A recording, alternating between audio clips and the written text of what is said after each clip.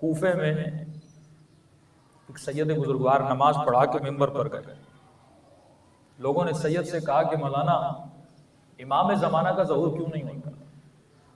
دن رات ہم مولا کے ظہور کی دعائیں، لاشیں اٹھا اٹھا کے ہم تھک گئے، مولا کیوں نہیں آتا؟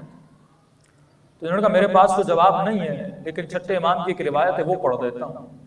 تو مولا فرماتے جب آخری زمانے میں لوگ یہ پوچھیں کہ مولا کیوں نہیں آتے تو ان کو کہنا تمہارے عمل کی وجہ سے. اب امام کا آنا بمعنی ظہور بھی ہے، بمعنی زیارت خصوصی بھی ہے. یعنی اگر مولا ظہور نہیں کر رہے تو مولا میرے پاس کیوں نہیں آ رہے؟ مجھے بھی تو زیارت کرا سکتے ہیں نا.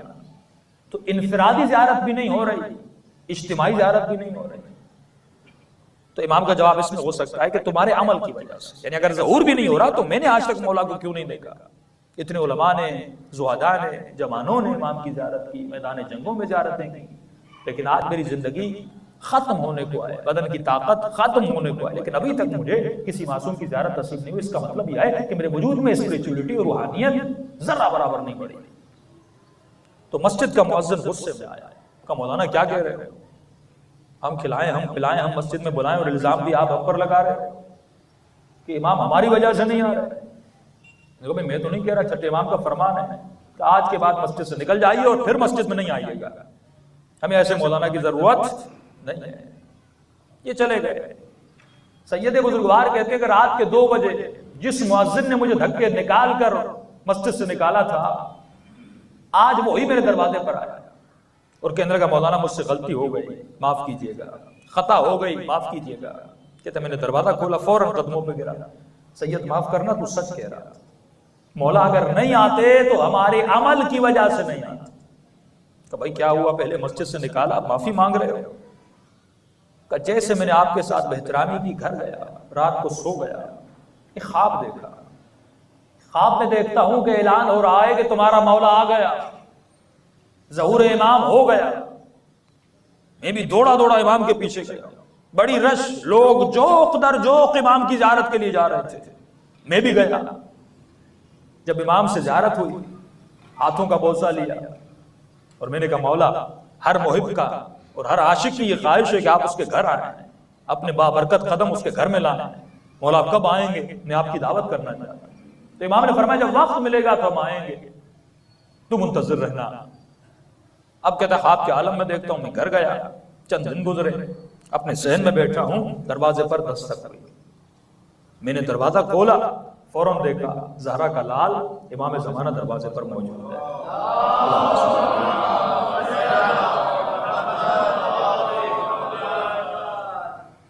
فوراً امام کو اندر دعوت دی. مولا آئے، امام کے لیے کرسی صحن میں لگائی. مولا گھر میں بیٹھے. امام پانی لاؤں؟ کیا لاؤں مولا؟ کیا آپ کی خدمت کروں؟ اچانک سے آئے، کوئی خبر دیتے، میں بہت بڑا بندوبست کرتا. امام نے اشارہ کیا بیٹھ جاؤ.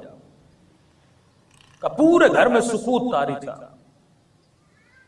اور مولا اسی خاموشی میں میرے گھر کو دیکھ رہے تھے، میرے گھر کے ایک ایک سامان کو دیکھ رہے تھے. پہلا سوال جو امام کی زبان سے نکلا ہے مؤذن تیری تنخواہ کتنی ہے؟ میں نے کہا مولا بہت تھوڑی تنخواہ ہے.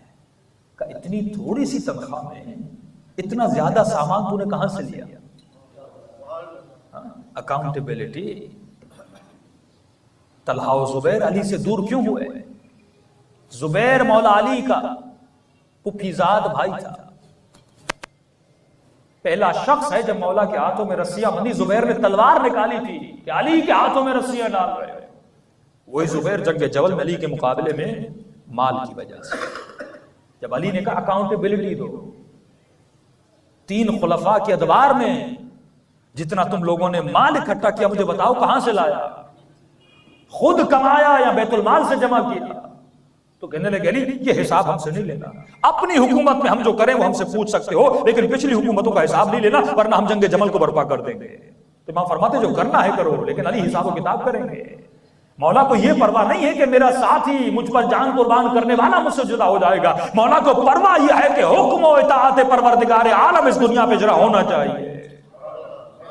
وہ چاہے کوئی بھی ہو، بیٹا ہو، رشتہ دار ہو، بھائی ہو، اپنا ہو، غیر ہو، لیکن حکم خدا پہ اجرا ہونا چاہیے. چاہے کچھ بھی ہو جائے، جان جاتی ہے تو چلی جائے. تو پہلا سوال جو امام زمانہ نے کیا، آج کا مومن جو دعائیں کرتا ہے امام زمانہ کو اللہ پروردگارہ ظہور کر دے، یہ سوچے اگر مولا آئے اور امام نے اکاؤنٹیبلٹی کی میں جواب کیا دوں گا؟ کیا ہے میرے پاس کوئی جواب دینے کے لیے؟ فوراً امام نے کہا یہ بتا تنخواہ جب اتنی کم ہے اتنا مال تو نے کہاں سے اکٹھا کیا؟ کہتا مولا آپ سے کیا جھوٹ بولوں، ادھر ادھر سے، یعنی 20,000 کی تنخواہ ہے، 20 لاکھ کی گاڑی کھڑی ہے، 35,000 کی تنخواہ ہے، پوچھو تو صحیح بھائی اتنا مال کہاں سے آیا؟ دنیا والے نہیں پوچھیں گے، عزت کریں گے، لیکن امام زمانہ کے لیے یہ ذلت ہے۔ جو مال حرام کی کمائی سے مومن کے گھر میں آتا ہے، اس کے بچوں میں پھر نہ علی کی محبت ہوتی ہے نہ اطاعت علی ہوتی ہے، ان کے کرداروں میں نہ زینب نظر آتی ہے نہ ام کلثوم نظر آتی ہے۔ وہ لقمہ جو حلال کا لقمہ ہو اور مومن کے پیٹ میں جائے، اس عبادت میں لذت ملتی ہے، اس مومن کی اسپریچولیٹی بڑھتی ہے، اس مومن کو امام زمانہ کی زیارت ہوتی ہے۔ امام نے فرمایا مؤذن تم نے حرام کی کمائی سے کمایا، حکم ہے امام خیرات خدا میں دو۔ میں نے کہا مولا جان قربان، مال کی حیثیت کیا ہے؟ دیا۔ اتنے میں امام نے میری طرف دیکھا، کہا مؤذن تیری بیوی کہاں ہے؟ کہا مولا کہیں گئی ہوئی ہے۔ کہا جب واپس آئے تو اسے طلاق دینا۔ کہ مولا 17-18 سال کا ساتھ میرے بچوں کی ماں بیوی کو طلاق کیوں دوں؟ کہ جب تو پیدا ہوا تھا انہی دنوں میں تمہاری بیوی پیدا ہوا تھی، ان کا گھر تمہارے گھر کے ساتھ ساتھ تھا، تمہاری بیوی کی ماں کا دودھ خشک ہو گیا تھا، ایک ہی محلے میں رہتی تھی، اس نے تمہاری ماں کا دودھ پیا تھا، لہٰذا یہ تمہاری رضائی بہن ہے۔ پھر گھر جدا ہوئے، فاصلے بڑھے، شادی کی، جب تک علم نہیں تھا تو رشتہ حلال تھا، اب کیونکہ میں بتا رہا ہوں تو رشتہ کیا ہے؟ حرام ہے، طلاق دو۔ کہتا اور پریشان ہوا۔ میں نے کہا ٹھیک ہے مولانا، بیوی کو طلاق۔ اتنے میں دروازہ کھٹکا، دوڑے دوڑے میں نے دروازہ کھولا، 19 سال 18 سال کا کڑیل جوان بیٹا اندر آیا۔ امام نے کہا مؤذن ادھر آ، تمہارا بیٹا پتہ ہے ابھی کہاں سے آیا؟ کہ مولا کہاں سے؟ کہ ابھی شراب پی کے آیا ہے، ابھی زنا کر کے آیا ہے، میں اس پہ حد شرعی جاری کروں گا۔ کہ بیوی کو قربان کیا، مال کو قربان کیا، لیکن جوان بیٹا ہر کسی کو پیارا ہوتا ہے۔ برداشت نہیں ہوا مولا میرے بیٹے کو میری آنکھوں کے سامنے سزا دیں۔ میں نے فوراً اپنی جگہ سے اٹھ گیا اور اپنے امام کی بہترامی کی۔ میں نے کہا کبھی کہتے ہو سامان دو، کبھی کہتے ہو بیوی کو طلاق دو، ابھی میرے بیٹے کو سزا دینے والے ہو۔ میں نے کہا آپ مجھے امام تو دور، آپ تو مجھے سید بھی نہیں لگتے۔ اتنا کہنا تھا، امام اپنی جگہ سے اٹھے، آنکھوں میں آنسو بھر آئے۔ کہا مؤذن جب تو مجھ پہ اپنا بیٹا قربان نہیں کر سکتا، یہ خواب ہے، امتحان ہے، پھر یہ مت کہا کر کہ تو میرا حقیقی چاہنے والا ہے۔ عزیزان محترم، دین قربانی مانتا ہے۔ خمس کا دینا ایک سمپل سی بات ہے، لیکن جو نہیں دے رہا اس کا مطلب وہ مال قربان نہیں کر سک رہا۔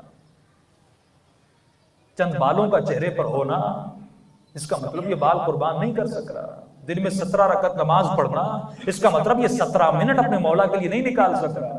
تو ہم قربان کیا کر رہے ہیں؟